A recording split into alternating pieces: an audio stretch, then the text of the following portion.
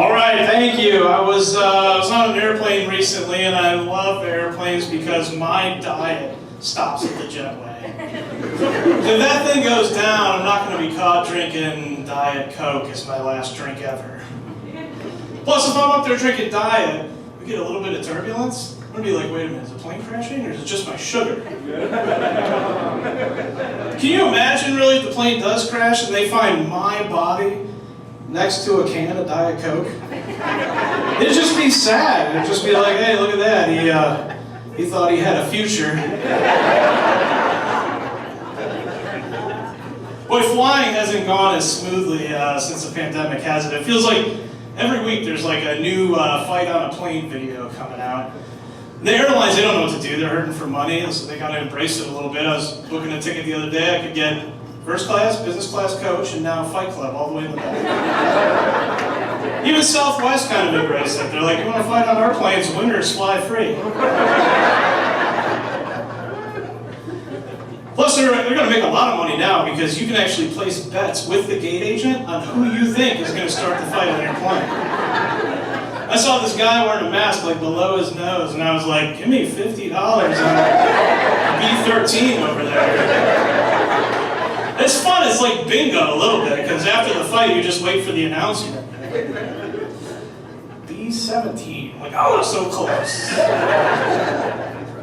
I'm not too worried like if a fight breaks out next to me though, because I took karate as a kid. I did. I started when I was 8 years old and I quit when I was about 8 years old. Because even back then I knew karate was like a little bit of a scam, because in that short amount of time, and with what I assure you is no hard work or dedication, I earned 3 belts.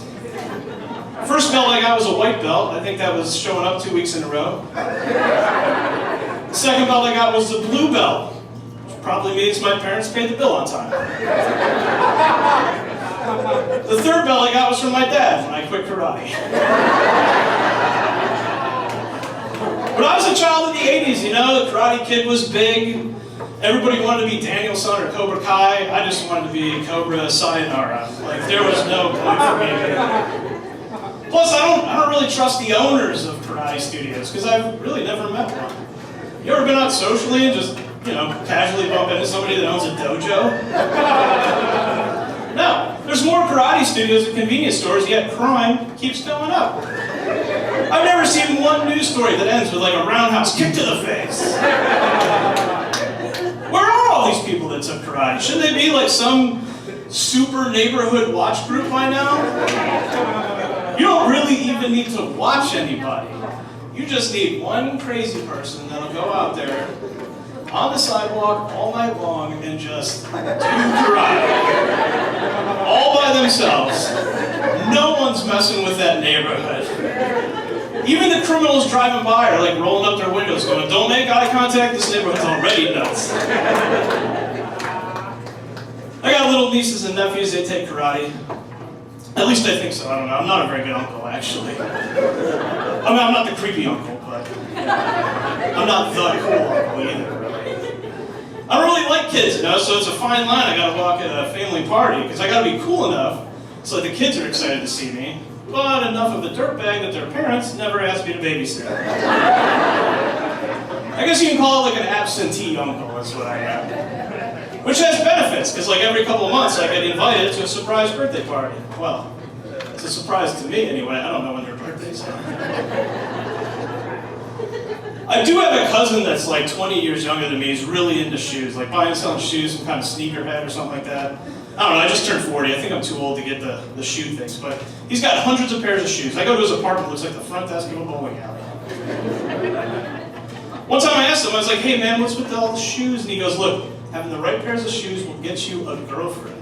I was like, man, when I was your age, just having an apartment would do that. I think it complicates life though, because his girlfriend asked him, hey, what shoes do you want to wear tonight? And she doesn't get an answer for like 7 days. I keep it simple. My girlfriend asked me, what shoes are you wearing tonight? And I was like, these shoes. The only pair of shoes that I own. Which is a great pair of shoes, honestly. I've worn them every day. They still look brand new, probably 2-3 years now. Nothing special, just a men's basic running shoe. But I think the secret is I haven't actually ran anywhere in like 30 years. extends the life on that a little bit. Plus, you know, my cousin, he told me that he wants to work at a shoe store, like, as a career, which totally blows my mind. Because the only person I ever knew growing up that worked at a shoe store was Al Bundy. And I think we kind of forgot what it was like back then to buy shoes. Now you got the self-serve warehouse, you got the online stuff, but I remember as a kid I was terrified because they'd have to measure your feet when you got there. And if you don't know, they got this device that measures your feet. I can only describe it as a medieval torture device to a kid. It's wood and metal, it looks like it's got spikes coming out of the side of it. I felt like if I put my foot in, I was never going to get it back.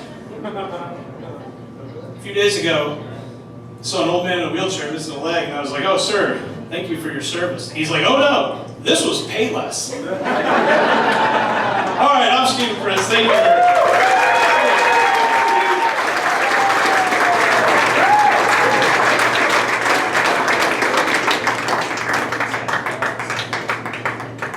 All right, one more time, Stephen Prince. That's right.